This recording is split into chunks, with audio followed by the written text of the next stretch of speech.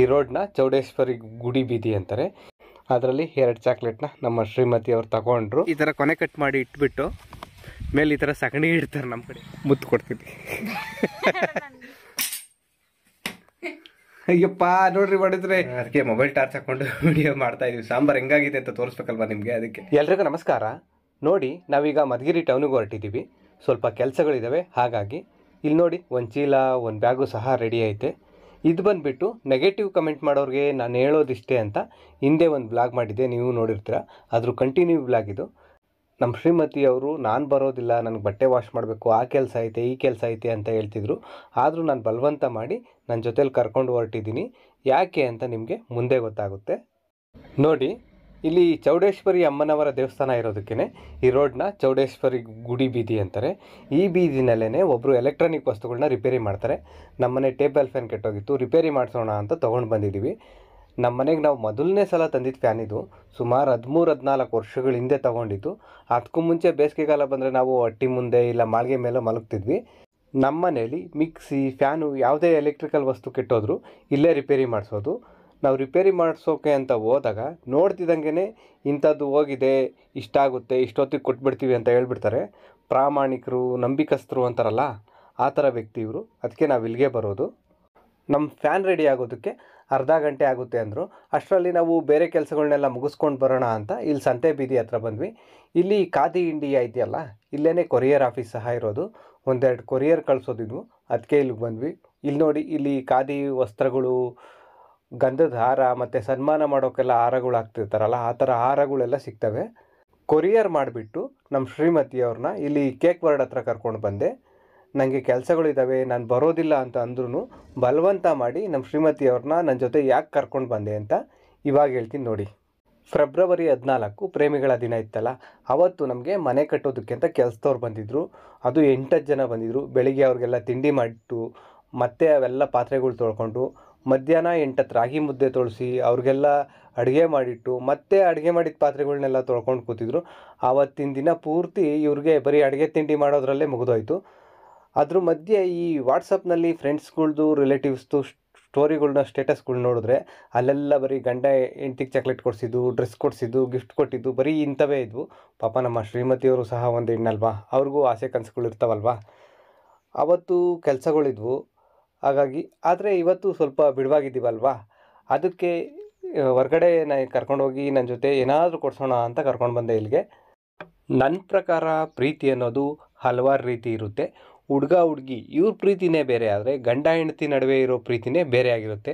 ಒಂದು ಹುಡುಗಿ ಒಬ್ಬ ಹುಡುಗನ್ನ ಮಾತ್ರ ಪ್ರೀತಿಸ್ತಾಳೆ, ಆದರೆ ಒಂದು ಹೆಣ್ಣು ತನ್ನ ಗಂಡ, ಮನೆ, ಮಕ್ಕಳು ಅಂತೆಲ್ಲ ಇಡೀ ಕುಟುಂಬವನ್ನೇ ಪ್ರೀತಿಸ್ತಾಳೆ, ಮನೆ ಜವಾಬ್ದಾರಿ ವಹಿಸ್ಕೋತಾಳೆ. ಪ್ರೀತಿ ಅಂದರೆ ಬರೀ ನಂಬಿಕೆ, ಕಾಳಜಿ ಇಷ್ಟೇ ಅಲ್ಲ, ಜವಾಬ್ದಾರಿ ಸಹ. ಒಂದು ವಯಸ್ಸಲ್ಲಿ ಹುಟ್ಟೋ ಪ್ರೀತಿಗೆ ಆಕರ್ಷಣೆ ಅನ್ನೋದಾದರೂ ಇದ್ದೇ ಇರುತ್ತೆ, ಆದರೆ ಜವಾಬ್ದಾರಿ ಜೊತೆಯಲ್ಲೇ ಹುಟ್ಟುತ್ತಲ್ಲ ಪ್ರೀತಿ, ಅದೇ ನಿಜವಾದ ಪ್ರೀತಿ. ಮತ್ತು ಕೊನೆವರೆಗೂ ಉಳಿಯುವಂಥ ಪ್ರೀತಿ ಸಹ ಅದೇ. ನಮ್ಮ ಶ್ರೀಮತಿಯವರಿಲ್ಲಿ ಒಂದು ಪೇಸ್ಟ್ರಿ ತಗೊಂಡ್ರು. ನಾನೇನೋ ಸುಮ್ಮನೆ ಸ್ವಲ್ಪ ತಮಾಷೆ ಮಾಡಿದ್ದಕ್ಕೆ ಸ್ವಲ್ಪ ಕೋಪ ಸಹ ಮಾಡಿಕೊಂಡ್ರು. ಅಕಸ್ಮಾತಾಗಿ ನಾನಿಲ್ಲಿ ಗೋಲಿ ಸೋಡಾ ನೋಡಿದೆ. ನೋಡೋಣ, ಟೇಸ್ಟ್ ಮಾಡೋಣ ಅಂತೇಳಿ ತಗೊಂಡೆ. ಇವರು ನಮ್ಮ ವೀಡಿಯೋಗಳನ್ನೆಲ್ಲ ನೋಡ್ತಾರೆ ಅನಿಸುತ್ತೆ. ವ್ಲಾಗ್ ಮಾಡ್ತೀರಾ ಅಲ್ವಾ ನೀವು ಅಂತೆಲ್ಲ ಕೇಳಿದ್ರು.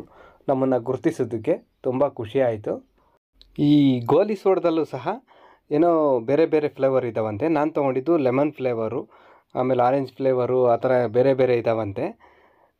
ನಿಮ್ಗೆ ನೆನಪಿರ್ಬೋದು, ನಾವು ಚಿಕ್ಕವರಿದ್ದಾಗ ಈ ಸಂತೆಗಳಲ್ಲಿ, ಜಾತ್ರೆಗಳಲ್ಲಿ ತೆಳ್ಳ ಗಾಡಿ ಥರ ಇರೋದು, ಆ ಗಾಡಿನಲ್ಲಿ ಗೋಣಿ ಚೀಲನ ತ್ಯಾವ ಮಾಡಿಬಿಟ್ಟು ಹಾಕ್ಬಿಟ್ಟು ಮಾರ್ತಾಯಿರೋದನ್ನ ಗೋಲಿ ಸೋಡಾ. ಗಾಜು, ಹಸಿರು ಬಣ್ಣದ ಗಾಜು, ನೀಲಿ ಬಣ್ಣದ ಗಾಜಿನ ಬಾಟ್ಲುಗಳಲ್ಲಿ ಬರ್ತಾಯಿತ್ತು.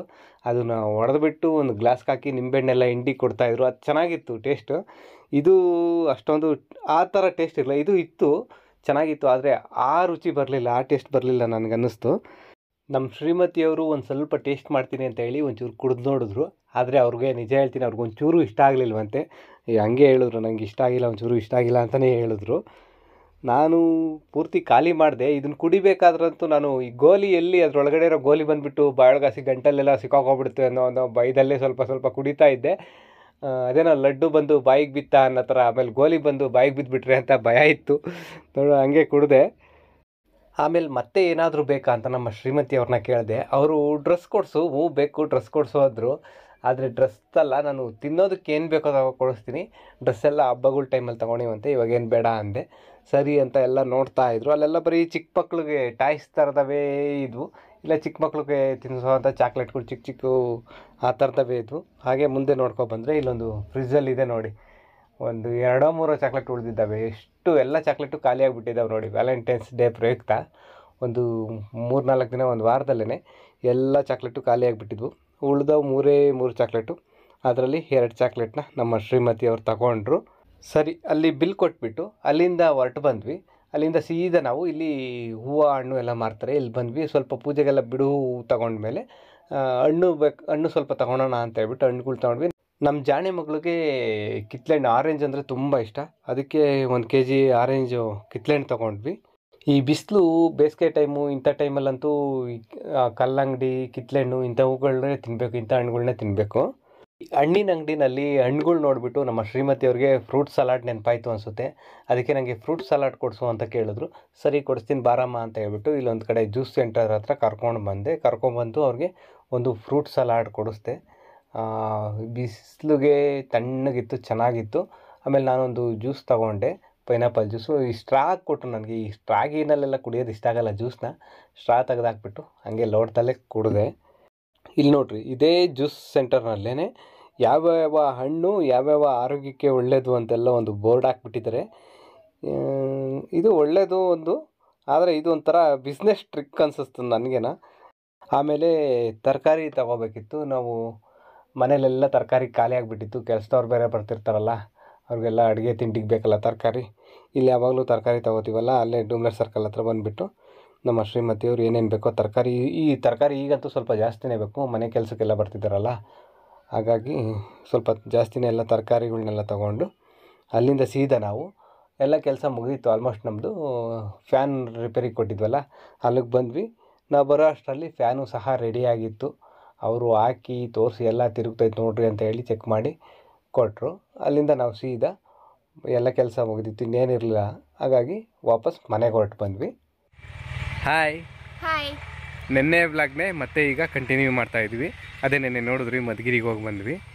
ಈಗ ಇವತ್ತು ನೆಕ್ಸ್ಟ್ ಡೇ ಅಂದರೆ ಮಾರನೇ ದಿನ ಬೆಳಿಗ್ಗೆ ತಿಂದ್ಕೊಂಡು ಹೊಲ್ದ ಹತ್ರ ಬಂದಿದ್ದೀವಿ.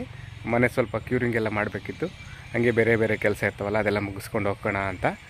ಅದಕ್ಕೆಲ್ಲದಕ್ಕಿಂತ ಮುಖ್ಯವಾಗಿ ನಮ್ಮ ಶ್ರೀಮತಿಯವ್ರು ಕರ್ಕೊಂಡ್ಬಂದಿದ್ದಿಲ್ಲಿ. ಯಾಕೆ ಅಂದರೆ ಈ ತೋಟದ ಹತ್ರ ಕರ್ಕೊಂಡ್ಬಂದಿದ್ದು ಹೇಳ್ತೀನಿ ನಿಮಗೆ ನೋಡಿ.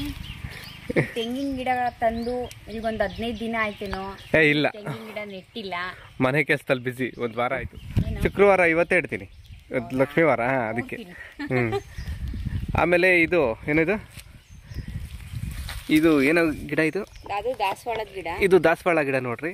ಇದು ಎಂತವು ಅದು, ಅದೆಂತದು ನನಗೂ ಮರ್ತೋಯ್ತು. ಅದೆಂತ ಕೆಂಪು ಗಂಗ್ಬಟ್ಲು ಹೂವು.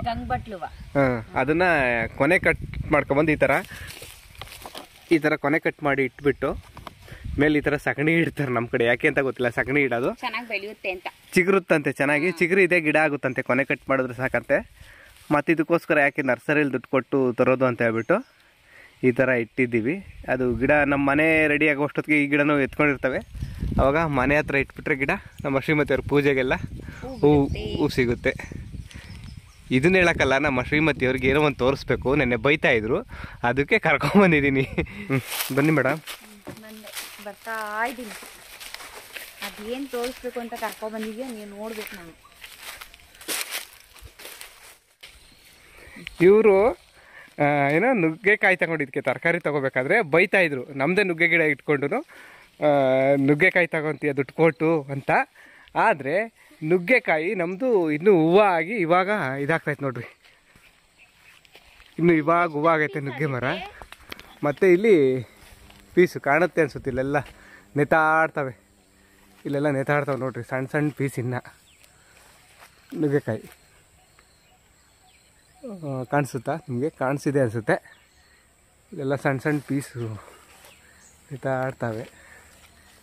ಅವೆಲ್ಲ ಇನ್ನೂ ಬಲ್ತಿಲ್ಲ ಕಾಯಿ. ಬಲಿಯೋದಕ್ಕಿಂತ ಎಷ್ಟು ದಿನ ಬೇಕಾಗುತ್ತೆ? ಅದಿನ್ನೂ ಬಲ್ತಿಲ್ಲ, ಅದು ಬಲಿಬೇಕು. ಅದು ಬಲಿಯೋಕ್ಕೆ ತುಂಬ ದಿನ ಆಗುತ್ತೆ, 1 ತಿಂಗಳಾಗ್ಬೋದು. ಅದಕ್ಕೆ ದುಡ್ಡು ಕೊಡ್ತೇನೆ. ಆಗುತ್ತೆ, ತಿಂಗಳಾಗುತ್ತೆ, 1 ತಿಂಗಳು ಬೇಕು. ಕಾಯಾಗಿ ಪೀಸ್ ಆಗಿ ಬಲಿಯೋಕ್ಕೆ ತಿಂಗಳಾಗುತ್ತೆ ಅನ್ಸುತ್ತೆ. ಇದು 15 ದಿನಕ್ಕೆ ಬಲಿಯುತ್ತೆ ಅನ್ಸುತ್ತೆ. ಇಲ್ಲ 15 ದಿನಕ್ಕೆ ಚಾಲೆಂಜ್. ಆಯ್ತು. ಇವತ್ತೆಷ್ಟು ಡೇಟು? 21. ಹೌದಾ? ಹಾ ಆಯ್ತು. ಮುಂದಿನ ತಿಂಗಳು 10ನೇ ತಾರೀಕು 10ನೇ ತಾರೀಕು ಒಳಗೆ ಅದು ಬಲ್ತಿಲ್ಲ ಅಂದ್ರೆ ಕೇಳು. ಆಯ್ತು. ಆಯ್ತಾ? ಏನ್ ಕೊಡ್ತೀಯ ನನ್ಗೆ ಬಲ್ತ್ರೆ? ಮುತ್ತು ಕೊಡ್ತೀನಿ. ಅದು ಬಿಟ್ಟು ಬೇರೆ ಏನಾದ್ರು ಹೇಳು. ಏಯ್ ಮುತ್ತಂದ್ರೆ ಏನ್ ಮುತ್ತು? ಒಡವೆ ಮುತ್ತು. ಮುತ್ತು ಕೊಡಿಸ್ತೀಯಾ? ಆ ಮುತ್ತು ಹೇಳಿದ್ದು ನಾನು. ಆಯ್ತಾ? ಏನೋ ತಪ್ಪಾಗಿ ತಿಳ್ಕೊಬೇಡ ಆಯ್ತಾ? ಇನ್ನು 15 ದಿನಕ್ಕೆ ದುಡ್ಡು ಕೊಟ್ಟು ತಂದಿದ್ದಾಯ್ತು. ತೋಟದಲ್ಲೇನೆ ನುಗ್ಗೆ ಗಿಡ ಇಕ್ಕೊಂಡು ತಿರ್ಗಾ ನಾನು ಇವಾಗ ಬಲ್ತಿಲ್ಲ ಅಂತ ಅಂತ ಬೇರೆ ಹೇಳ್ತೀಯ. ಇವಾಗ ಬಲ್ತಿಲ್ಲ ಅಂತ ಹೇಳಿದ್ ನಾನು. ಇವಾಗ ನುಗ್ಗೆ ಗಿಡ ಐತೆ ಇಟ್ಕೊಂಡು ತಗೊಂಡಿದ್ದೆ ಅದಕ್ಕೆ ನುಗ್ಗೆಕಾಯಿ ಇನ್ನೂ ಬಿಟ್ಟಿಲ್ಲ ಅಂತ ತೋರ್ಸಕ್ ಬಂದಿದ್ದಾನೆ. ದಿನಕ್ಕೆ ಬಲಿತಿತ್ತು, ಅವಾಗ ಕಿತ್ಕೊಂಡೋಗಿ ಸಾಂಬಾರ್ ಮಾಡಿದ್ರೆ ಆಗಿತ್ತು. ಇಲ್ಲ ಇವಾಗ ತಿನ್ಬೇಕು ಅನ್ನಿಸ್ತು, ಅದಕ್ಕೆ ನಾನು ತಗೊಂಡೆ. ಹೋಗ್ಲಿ ಆಯ್ತಾ? ಇವತ್ತು ನಮ್ಮ ಮನೆ ಮಧ್ಯಾಹ್ನ. ನೀವೇ ಸಾಕ್ಷಿ, ನಮ್ಮ ಯಜಮಾನ್ರು ಮುತ್ತು ಕೊಡಿಸ್ತೀನಿ ಅಂತ ಹೇಳಿ ಮುತ್ತು ಕೊಡ್ತೀನಿ ಅಂತ ಹೇಳಿದ್ದು. ನೀನ್ ತಪ್ಪು, ಇದು ಸುಳ್ಳು ಹೇಳ್ತಾ ಇದ್ಯಾ. ಮುತ್ತು ಕೊಡ್ತೀನಿ ಅಂತ ಹೇಳಿ, ಮುತ್ತು ಕೊಡಿಸ್ತೀನಿ ಅಂತ ಹೇಳಿ ಕೊಡಿಸ್ತೀನಿ ಅಂತ ಹೇಳಿ ಕೊಡ್ತೀನಿ ಅಂತ ಹೇಳಿದ್ದಾನೆ. ನಾನು ಅದಕ್ಕೆ ಬೇವಿನ ಗಿಡ, ನಾನು ಕರ್ಬೇವಿನ ಗಿಡ ಅಂದ್ಕೊಬಿಟ್ಟೆ. ನೋಡ್ಬಿಟ್ಟು ಅದು ಎಬ್ಬೇವು, ಕರ್ಬೇವಲ್ಲ, ಬೇವಲ್ಲೇನೆ. ಇದು ನೋಡ್ರಿ, ಇದು ಎಬ್ಬೇವಿನ ಗಿಡ. ಎಬ್ಬೇವು ಹಿಂಗಿರುತ್ತೆ. ಇದೆಲ್ಲ ಕುರಿಗೆ ಮೇಕೆಗೆ ಮೇವಿಗೆ ಬಳಸ್ತಾರೆ. ಬೇವಲ್ಲೇನೆ ಕರ್ಬೇವು, ಎಬ್ಬೇವು, ಸಿಹಿಬೇವು. ಸಿಹಿಬೇವು ಯಾವುದು? ಅಲ್ಲ, ಕಹಿಬೇವು, ಕರಿಬೇವು, ಎಬ್ಬೇವು, 3 ಗೊತ್ತು. ಇಷ್ಟು ಬೇವು. ಕರ್ಬೇವು ಬೇವಿನ ಇದಕ್ಕೆ ಬರುತ್ತಾ? ಕರಿಬೇವು ಐತಲ್ಲ ಅದರಲ್ಲಿ, ಅಷ್ಟೇ ಅನ್ಸುತ್ತೆ. ಒಟ್ನಲ್ಲಿ ಬೇವು ಬರುತ್ತೆ. ಜಾತಿ ಅಲ್ಲ, ಅದು ಬೇವು ಅಂತ ಬರುತ್ತಲ್ಲ ಅದಕ್ಕೆ. ಕರಿಬೇವು, ಕಹಿಬೇವು ಅಂದ್ರೆ ಮಾಮೂಲಿ ತೋರಣ ಕಟ್ತಾರಲ್ಲ ಹಬ್ಬದಲ್ಲೆಲ್ಲ, ಇಡ್ತಾರಲ್ಲ ಹಬ್ಬದಲ್ಲಿ, ಆ ಬೇವು ಕಹಿಬೇವು. ಇದು ಎಬ್ಬೇವು. ಇಷ್ಟು ಬೇವಿದೆ ಅಷ್ಟೇ. ಈಗ ನಮ್ಮ ಶ್ರೀಮತಿಯವರು ಇವತ್ತು ಮಧ್ಯಾಹ್ನಕ್ಕೆ ಊಟಕ್ಕೆ ನುಗ್ಗೆಕಾಯಿ ಸಾಂಬಾರ್ ಮಾಡ್ತಾರೆ. ಅದು ಹಳ್ಳಿ ಕಾಲದಲ್ಲಿ ಹಳ್ಳಿ ಸ್ಟೈಲಲ್ಲಿ ಮಾಡ್ತಿದ್ರಲ್ಲ, ಆ ಥರ ನುಗ್ಗೆಕಾಯಿ ಸಾಂಬಾರ್ ಮಾಡ್ತಾರೆ. ಹೌದು ತಾನೆ? ಓಕೆ.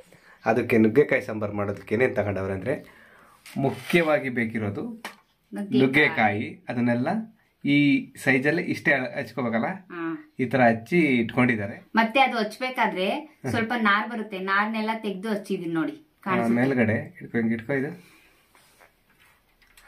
ನೋಡ್ರಿ, ಹಚ್ಬೇಕಾದ್ರೆ ಇಲ್ಲಿ ನಾರ್ ಬರುತ್ತೆ ಸ್ವಲ್ಪ. ಆ ನಾರನ್ನ ತೆಗೆದು, ಅಂದ್ರೆ ಪೂರ್ತಿ ತೆಗಿಬಾರ್ದು, ಸುಮ್ಮನೆ ನಾರು ಯಾವಾಗ ಹಚ್ಬೇಕಾದ್ರೆ ಸಿಗುತ್ತೋ ಆ ನಾರನ್ನ ತೆಗಿಯೋದಷ್ಟೇ.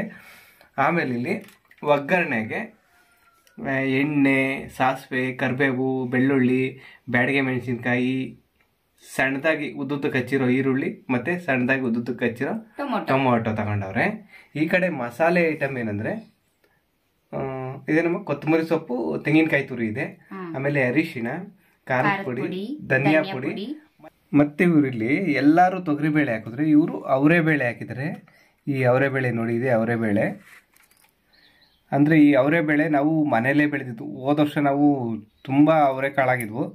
ಆ ಕಾಳು ನಂಗೆ ಇಕ್ಕಿದ್ವಿ, ಸ್ವಲ್ಪ ಹುಳ ಆಡ್ತಿತ್ತು, ಅವಾಗ ಅವರೆಬೇಳೆ ಮಾಡ್ಕೊಂಡ್ವಿ. ಕಾಳು ಹಂಗೆ ಇಟ್ಟಿದ್ವಿ, ಸ್ವಲ್ಪ ಹುಳ ಆಡೋದ ಕಾಳನ್ನ ಅವಾಗೆಲ್ಲ ಬಿಸಿಲಿಗೆ ಹಾಕಿ ಒಣಗಿಸಿ ಎತ್ತಿಟ್ಕೋತಾ ಇದ್ವಿ. ಅದನ್ನೇ ಬೇಳೆ ಮಾಡಿದ್ರೆ ಜಾಸ್ತಿ ಹುಳ ಬೀಳಲ್ಲ ಅಂದ್ರು, ಅದಕ್ಕೆ ನಾವು ಬೇಳೆ ಮಾಡ್ಕೊಬಿಟ್ವಿ. ಬೇಳೆ ಮಾಡಿದ್ರು ಹುಳ ಬೀಳಲ್ವಾ? ಜಾಸ್ತಿ ಬೀಳಲ್ಲ, ಕಾಳಿಗೆ ಹುಳ ಬೀಳಲ್ಲ, ಕಾಳಿಗೆ ಹುಳ ಜಾಸ್ತಿ ಬೀಳೋದು. ಹೌದಾ? ಈಗ ನೋಡು, ಬೇಳೆ ಮಾಡಿ ನಾವ್ ಹತ್ರ ಒಂದ್ 5-6 ತಿಂಗಳು ಮೇಲಾಯ್ತು. ಹೌದಾ? ಆಯ್ತಾ? ಅಷ್ಟೊಂದಿನ ಆಯ್ತಾ? ಜಾಸ್ತಿ ಆಯ್ತು. ಅಷ್ಟಾಗಿಲ್ಲ ಅನ್ಸುತ್ತೆ. ಆಯ್ತು. ಹೌದಾ? ಇಲ್ಲ, 5-6 ತಿಂಗಳಾಗಿಲ್ಲ. ನಾವ್ ಹಸಿ ಕಾಳು ಬಿಡೋದಕ್ಕಂತ ಮುಂಚೆನೆ ನಾವು ಬೇಳೆ ಮಾಡ್ಕೊಂಡಿದ್ದು. ಹಸಿ ಕಾಳು ಅಲ್ಲಿ ಬಿಟ್ಟೈತೆ. ಹಸಿ ಕಾಯಿ ಬಿಡುತ್ತೆ ಅನ್ನೋ ಟೈಮಲ್ಲಿ, ಹೋಗ್ಬೇಕಿರೋ ಟೈಮಲ್ಲಿ ಒಂದ್ 3 ತಿಂಗಳಾಯ್ತು ಅಷ್ಟೇ, 5-6 ತಿಂಗಳಾಗಿಲ್ಲ. 3 ತಿಂಗಳಾಯ್ತಾ? ಒಂದ್ 3 ತಿಂಗಳಾಗಿರ್ಬೋದು ಅಷ್ಟೇ. ಆಗ್ಲಿ, 3 ತಿಂಗಳಿಗೆ ಎಷ್ಟು ಸರಿ ಹೇಳು. ಆಯ್ತಾ? ಹೇಳು. ಅಯ್ಯಪ್ಪ, ನೋಡ್ರಿ, ಹೊಡಿತಾರೆ, ಕಾಪಾಡಿ. ಸುಮ್ನೆ ಒಂದು 3 ತಿಂಗಳಾಯ್ತು ಬೇಳೆ ಹಾಕಿಸ್ಕೊಬಂದು. ನೋಡು, ಇನ್ನು ಹುಳ ಆಡಿ. ಸರಿ, ಈಗ ಸ್ಟವ್ನ ಆನ್ ಮಾಡ್ಕೊಂಡಿದ್ದೀವಿ. ಇಷ್ಟೆಲ್ಲ ತಗೊಂಡಿದ್ದಾರಲ್ಲ, ಇದೆಲ್ಲ ತಗೊಂಡು ಸ್ಟವ್ನ ಆನ್ ಮಾಡಿದ್ದಾರೆ. ಈಗ ನುಗ್ಗೆಕಾಯಿ ಸಾಂಬಾರ್ ಮಾಡ್ತಾರೆ. ಈಗ ಕುಕ್ಕರ್ಗೆ ಎಣ್ಣೆ ಹಾಕಿದೀನಿ. ಎಣ್ಣೆ ಬಿಸಿ ಆಗಿದೆ.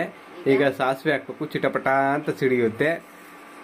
ಸಾಸಿವೆ ಚಿಟಪಟ ಸಿಡಿದ್ಮೇಲೆ ಕರಿಬೇವು, ಆಮೇಲೆ ಏನಾಕದು, ಬೆಳ್ಳುಳ್ಳಿ ಜಜ್ಜಿ ಸಿಪ್ಪೆ ಸುಲಿದು ಜಜ್ಜಿರುವಂತ ಬೆಳ್ಳುಳ್ಳಿ, ಅದ್ರ ಜೊತೆಗೆ ಒಂದೆರಡು ಕಟ್ ಮಾಡಿರುವಂತ ಬ್ಯಾಡಗೆ ಮೆಣಸಿನ್ಕಾಯಿ, ಈರುಳ್ಳಿ, ಸಣ್ಣದಾಗಿ ಕಟ್ ಮಾಡಿರುವಂತ ಈರುಳ್ಳಿ, ಟೊಮೆಟೊ ಹಾಕಲ್ಲ, ಈರುಳ್ಳಿ ಫ್ರೈ ಆದ್ಮೇಲೆ ಟೊಮೊಟೊ ಹಾಕೋದು. ಹೌದಾ?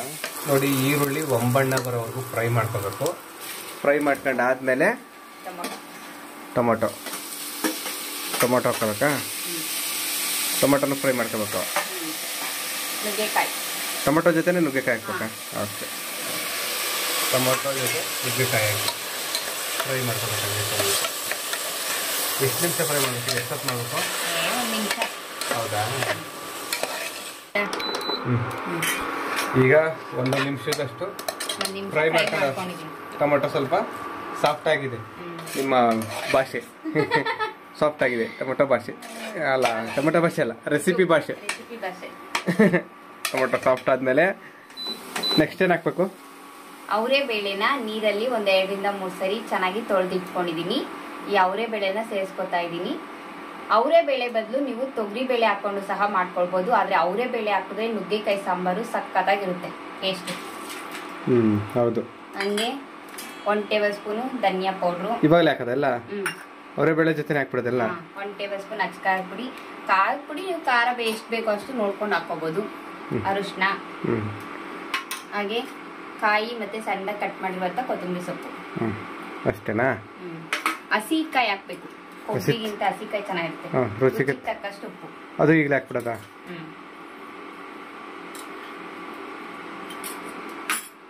ಈಗ ಎಲ್ಲ ಒಂದ್ಸರಿ ಚೆನ್ನಾಗಿ ಮಿಕ್ಸ್ ಮಾಡ್ಕೊಂಬ. ಇದೆಲ್ಲ ಸ್ವಲ್ಪ ಚೆನ್ನಾಗಿ ಮಿಕ್ಸ್ ಮಾಡ್ಕೋಬೇಕು.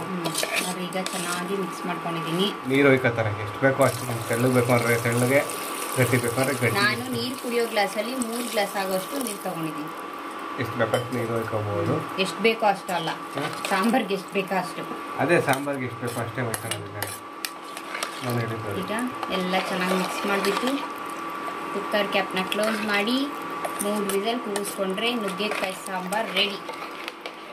ಇಷ್ಟನಾ? ಮತ್ತೆ ಅವರೇ ಬೇಳೆ ಬೇಗ ಬೇಯುತ್ತೆ. 2 ವಿಸಲ್ ಕೂಗಿಸ್ಕೊಂಡು ಸಾಕಾಗುತ್ತೆ. ಹೌದಾ? ತೊಗರಿ ಬೇಳೆಗಿಂತ ಬೇಗ ಬೇಯುತ್ತೆ? ತೊಗರಿ ಬೇಳೆಗಿಂತ ಅವರೇ ಬೇಳೆ ಬೇಗ ಬೇಯುತ್ತೆ. ಹೌದಾ? ಇದು ಗಟ್ಟಿ ತಾರೆ ತೊಗರಿ ಬೇಳೆಗಿಂತ?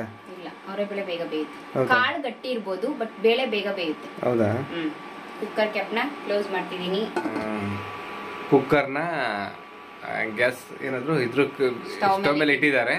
ಅದು 2 ವಿಸಲ್ 3 ವಿಸಲ್ ಬರ್ಬೇಕಂತೆ. ಕೆಲವರು ಕೇಳ್ತಾ ಇದ್ರು ಇಂಡಕ್ಷನ್ ಸ್ಟವಲ್ಲಿ ಅಂದರೆ ಕರೆಂಟ್ ಸ್ಟವಲ್ಲಿ ಅಡುಗೆ ಮಾಡ್ತಾರೆ ನಿಮ್ಮ ಮನೇಲಿ, ಗ್ಯಾಸ್ ಸ್ಟವ್ ಇಲ್ವಾ ಅಂತ. ಗ್ಯಾಸ್ ಸಿಲಿಂಡ್ರು, ಗ್ಯಾಸ್ ಸ್ಟವ್ ಎಲ್ಲ ಇದೆ. ಇಂಡಕ್ಷನ್ ಸ್ಟವ್ ಯಾಕೆ ಬಳಸ್ತೀವಿ ಅಂದರೆ ನಾವು ವಿಡಿಯೋ ಮಾಡುವಾಗ ಬಳಸ್ತೀವಿ. ಮತ್ತು ನಮ್ಮ ಶ್ರೀಮತಿಯವರು ಕುಕ್ಕಿಂಗ್ ಚಾನಲ್ ಇದೆ ಅವ್ರದ್ದು ರೆಸಿಪಿ ಇದು, ಅದಕ್ಕೆ ವಿಡಿಯೋ ಮಾಡೋದಕ್ಕೆ ಅಂತ ತಗೊಂಡಿದ್ದು ಅವಾಗ. ಯಾಕೆಂದರೆ ಗ್ಯಾಸ್ ಸ್ಟವ್ ಮೇಲೆ ಸ್ಟಾರ್ಟಿಂಗ್ ವಿಡಿಯೋ ಮಾಡ್ತಾಯಿದ್ರು. ರಿಂಗ್ ಲೈಟ್ ಹಾಕಿ ಇಟ್ಟಾಗ ನಮ್ಮದು ಸ್ಟೀಲ್ದು ಅದು ಸ್ಟವ್, ಗ್ಯಾಸ್ ಸ್ಟವ್ ಇರುತ್ತಲ್ಲ ಅದು ಸ್ಟೀಲ್ದು. ರಿಂಗ್ ಲೈಟ್ ಹಾಕಿ ಇಟ್ಟ ಮೇಲೆ ಇಟ್ಟಾಗ ಆ ರಿಂಗ್ ಲೈಟು ಈ ಸ್ಟವ್ ಮೇಲೆಲ್ಲ ಬಿದ್ದು ಅದು ರಿಫ್ಲೆಕ್ಷನ್ ಬರೋದು. ವಿಡಿಯೋ ಮಾಡ್ಬೇಕಾದ್ರೆ ತುಂಬ ತೊಂದರೆ ಆಗೋದು. ಅದಕ್ಕೋಸ್ಕರ ವಿಡಿಯೋ ಮಾಡೋದಕ್ಕೆ ಅಂತ ತಗೊಂಡಿದ್ದು. ಮತ್ತು ಈಗಲೂ ನಾವು ಬ್ಲಾಗ್ ಮಾಡ್ಬೇಕಂದ್ರೆ ಒಂದು ರಿಂಗ್ ಲೈಟೆಲ್ಲ ಹಾಕೋಬೇಕಲ್ಲ, ಅದು ಲೈಟಿಂಗ್ಸು ಸಮಸ್ಯೆ ಆಗುತ್ತೆ ಸ್ವಲ್ಪ. ಅದಕ್ಕೋಸ್ಕರ ಇದರಲ್ಲೇ ಮಾಡ್ಕೊತೀವಿ, ಇಂಡಕ್ಷನ್ ಸ್ಟವಲ್ಲೇ. ಅಷ್ಟೇ, ಇನ್ನೇನಿಲ್ಲ. ಬೇರೆ ಟೈಮಲ್ಲಿ ನಾವು ಗ್ಯಾಸಲ್ಲೇ ಮಾಡ್ಕೊಳೋದು ಅಡುಗೆ ತಿಂಡಿ ಎಲ್ಲ. ಆಮೇಲೆ ಅದೇ ನಮ್ಮ ಶ್ರೀಮತಿ ಅವರು ಹೇಳಿದ್ರಲ್ಲ, ಅವರೇ ಬೇಳೆ ಅಲ್ಲ? ತೊಗರಿ ಬೇಳೆಗಿಂತ ಸಾಂಬಾರ್ಗೆ ಅವರೇ ಬೇಳೆ ಹಾಕಿದ್ರೆ ತುಂಬಾ ರುಚಿ ಇರುತ್ತೆ. ಹಳೆ ಕಾಲದಲ್ಲೆಲ್ಲ ಅವರೇ ಬೇಳೆನೇ ತಾನೇ ಹಾಕ್ತಾರೆ. ಅವರೇ ಬೇಳೆ ಮನೇಲಿ ಜಾಸ್ತಿ ಬಳಸಲ್ಲ ಅನ್ಸುತ್ತೆ ಇತ್ತೀಚಿನ ಕಾಲದಲ್ಲಿ. ಅದೇ ಅವರೇ ಬೇಳೆ ಹಾಕಿದ್ರೆ ನುಗ್ಗೆಕಾಯಿ ಸಾಂಬಾರು ತುಂಬಾ ರುಚಿಯಾಗಿರುತ್ತೆ. ಮತ್ತೆ ನುಗ್ಗೆ ಸೊಪ್ಪಿನ ಸಾಂಬಾರ್ಗೂ ಅಷ್ಟೇ ಅವರೇ ಬೇಳೆ ಹಾಕಿ ಮಾಡಿದ್ರೆ ತುಂಬಾ ರುಚಿಯಾಗಿರುತ್ತೆ. ತೊಗರಿ ಬೇಳೆ ಬದಲು ಒಂದ್ಸಲ ಅವರೇ ಬೇಳೆ ಬಳಸಿ ಮಾಡಿ ನೋಡಿ, ಎಷ್ಟು ರುಚಿಯಾಗಿತ್ತು ಅಂತ. ಹಳೆ ಕಾಲದಲ್ಲೆಲ್ಲ ಅವರೇ ಬೇಳೆ ಹಾಕಿ ಮಾಡ್ತಿದ್ದು. ಮತ್ತೆ ಇನ್ನೊಂದು ಈ ಸಾಂಬಾರ್ನ 2 ತರ ಮಾಡೋದಲ್ಲ, ಮಸಾಲೆ ರುಬ್ಬಿ ಮಾಡ್ಕೋಬಹುದು, ಇವಾಗ ಡೈರೆಕ್ಟ್ ಆಗಿ ಹಾಕೊಂಡು ಮಾಡ್ಕೋಬಹುದು. ಇವಾಗ ಇವರು ಮಸಾಲೆ ರುಬ್ಬದೆ ಮಾಡ್ತಾ ಇರೋ ಸಾಂಬಾರ್ ಇದು. ಹೌದು, ಅಷ್ಟೇ. ಈಗ ಕುಕ್ಕರ್ ವಿಸಲ್ ಹೊಡೆದ್ಮೇಲೆ ಬಿಸಿ ಬಿಸಿ ಮುದ್ದೆ ಮಾಡ್ಕೊಂಡು ಊಟ ಮಾಡಬೇಕು. ನೋಡ್ರಿ, ಸಾಂಬಾರ್ ಆಗೈತೆ ವಿಸಲ್ ಹೊಡೆದು. ಅಂದರೆ ಕರೆಂಟ್ ಹೋಗ್ಬಿಟ್ಟೈತೆ ನಮ್ಮ ಊರಲ್ಲಿ. ಅವಾಗವಾಗ ಕರೆಂಟ್ ಸಮಸ್ಯೆ ಆಗ್ತಾ ಇರುತ್ತೆ. ಅದಕ್ಕೆ ಮೊಬೈಲ್ ಟಾರ್ಚ್ ಹಾಕೊಂಡು ವಿಡಿಯೋ ಮಾಡ್ತಾ ಇದೀವಿ. ಸಾಂಬಾರ್ ಹೆಂಗಾಗಿದೆ ಅಂತ ತೋರಿಸ್ಬೇಕಲ್ವಾ ನಿಮ್ಗೆ, ಅದಕ್ಕೆ. ಘಮ ಘಮ ಅಂತ ಐತೆ. ತಿರ್ಬುದ್ರು ಅದೇ ತರ ಇರ್ತದೆ ಸಾಂಬಾರು. ತಿರ್ಬುದ್ರು ಅದೇ ತರ ಐತೆ ಸಾಂಬಾರು. ಬೇಳೆ ಎಲ್ಲ ಎಷ್ಟು ಚೆನ್ನಾಗಿ ಬಂದೈತೆ. ಸಾಂಬಾರ್ ಸಾಕಾಗೈತೆ. ಘಮ ಘಮ ಅಂತ ನುಗ್ಗೆಕಾಯಿ ಸಾಂಬಾರು ರೆಡಿ ಆಗೈತೆ. ಈಗ ಬಿಸಿ ಬಿಸಿ ಮುದ್ದೆ ಜೊತೆ ಊಟ ಮಾಡೋದೆ. ತಟ್ಟೆಲಿ ಮುದ್ದೆ ಇಟ್ಬಿಟ್ಟವ್ರು ನಮ್ಮ ಶ್ರೀಮತಿ ಅವರು ಊಟಕ್ಕೆ. ಮತ್ತು ಇದು ಉಲ್ಟಿನ ಚಕ್ಕೆ ಅಂತಾರೆ ನಮ್ಮ ಕಡೆ. ಅದೇ ಸಾಂಬಾರು ಮುದ್ದೆ ಕಲ್ಲಿದಂಗಿರಲಿ ಅಂತ ಹಾಕೋದು. ಯಾರಾದರೂ ಹೊಸದಾಗಿ ನಮ್ಮ ಯೂಟ್ಯೂಬ್ ಚಾನಲ್ ನೋಡ್ತಿದ್ರೆ ನಮ್ಮ ಚಾನಲ್ನ ಸಬ್ಸ್ಕ್ರೈಬ್ ಮಾಡ್ಕೊಳ್ಳಿ. ಫೇಸ್ಬುಕ್ಕಲ್ಲಾದರೆ ಮರೀದೆ ಫಾಲೋ ಮಾಡಿ. ಇವತ್ತಿನ ಬ್ಲಾಗ್ನ ಇಲ್ಲಿಗೆ ಮುಗಿಸ್ತಾ ಇದ್ದೀನಿ. ಮತ್ತೊಂದು ಬ್ಲಾಗಲ್ಲಿ ಮತ್ತೆ ಸಿಗೋಣ. ಎಲ್ರಿಗೂ ಒಳ್ಳೆಯದಾಗಲಿ. ಧನ್ಯವಾದ.